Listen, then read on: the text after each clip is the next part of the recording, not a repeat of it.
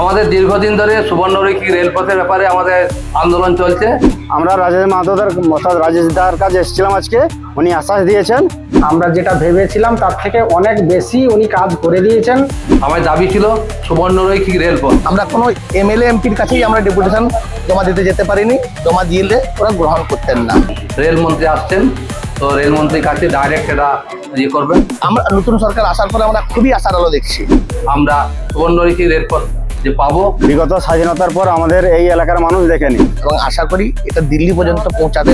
আমরা আজকে আমাদের যে গৈয়লপুর বিধানসভা অর্থাৎ খড়গপুর হয়ে সাঁকরাইল হয়ে গৈয়লপুর হয়ে এই রেলপথ বিগত স্বাধীনতার পর আমাদের এই এলাকার মানুষ দেখেনি। তাই আমরা বিগত কয়েক বছর ধরে আমরা যে আমাদের যে সুবর্ণরেখী টিম আমরা আন্দোলনে নেমেছিলাম, কিন্তু গতবারের যে সরকার অর্থাৎ মমতাদির যে সরকার ছিল আমাদের একটুকুও হেল্প করেননি।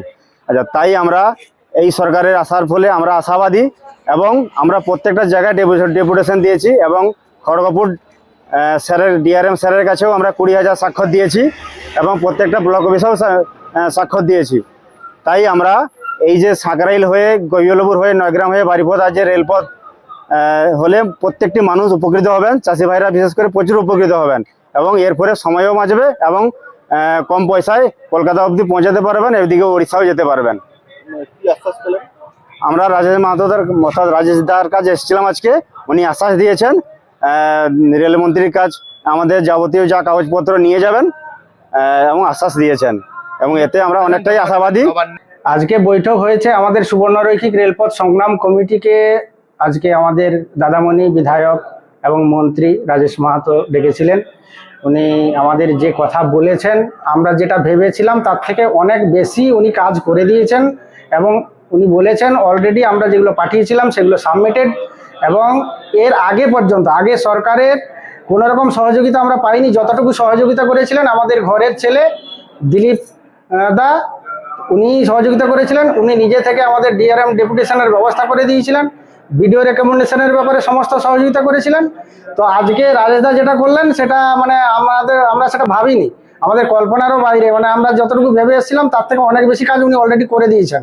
তাই উনাকে আমাদের সুবর্ণরেখী রেলপথ সংগ্রাম কমিটির পক্ষ থেকে, আমাদের সুবর্ণ পরিবারের পক্ষ থেকে, টোটাল যে আমাদের রেলপথ যে যারা আমাদের শুভাকাঙ্ক্ষী আছেন সবার পক্ষ থেকে আন্তরিক শুভেচ্ছা, অভিনন্দন, কৃতজ্ঞতা জানাই।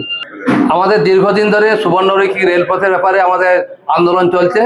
তো সেই আন্দোলনের পরিপ্রেক্ষিতে আমরা দাদার কাছে রাজেশ মাহাতো মহাশয়ের কাছে আমরা ডেপুটেশন দিয়েছিলাম। আগে ওনাকে সম্বোধনা জানানো হয়েছিল। আজকে উনি ডেকেছিলেন আমাদেরকে একটা জরুরি মিটিংয়ে। আমরা আজকে এসেছিলাম সবাই সুবর্ণরেখী রেলপথ সংগ্রাম কমিটির পক্ষ থেকে। ওনার কাছে আমরা আজকে কিছু কাগজ আগে দিয়েছিলাম, আজকেও আমরা একটা প্রজেক্ট করে দিয়েছি। দাদা সেই প্রজেক্টটা নিয়েছেন এবং উনি বলেছেন আগামী 6 তারিখ রেলমন্ত্রী আসছেন, তো রেলমন্ত্রীর কাছে ডাইরেক্ট এটা করবেন, পুট আপ করবেন এবং আমরা আশা রাখছি যে আগামী কিছুদিনের মধ্যেই খুব তাড়াতাড়ি আমাদের এই আন্দোলন বাস্তবায়িত হবে। আমরা সুবর্ণরেখী রেলপথ যে পাবো এটা আশা করছি। আমার দাবি ছিল সুবর্ণরেখী রেলপথ, যেটা হচ্ছে খড়গপুর থেকে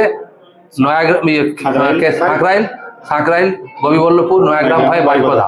এটা আমাদের দাবি ছিল, এটা দীর্ঘদিনের দাবি আমাদের। আগের সরকার এই ব্যাপারে কোনো কিছু করেনি। আমরা বিভিন্ন সময় আন্দোলন করেছি, বিভিন্ন নেতা মন্ত্রীর কাছেও গেছি, কিন্তু কোনো ফলপ্রসূ কোনো পাইনি।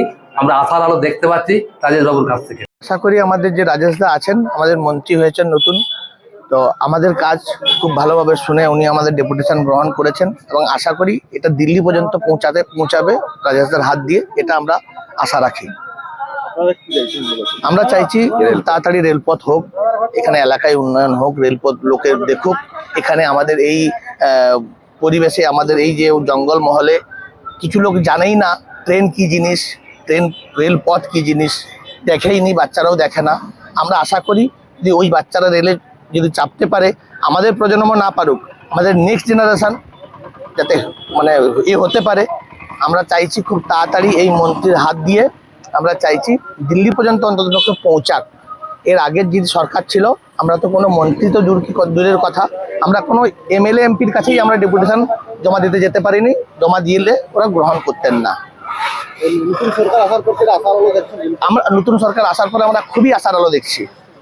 যেটা আশা করি এটা দিল্লি পর্যন্ত এবং কি রেল মন্ত্রী পর্যন্ত অন্ততপক্ষে পৌঁছবে আমাদের ডেপুটেশন। বাংলা হান্টের আরও খবর দেখতে নজর রাখুন। বাংলা খবর মানেই বাংলা হান্ট।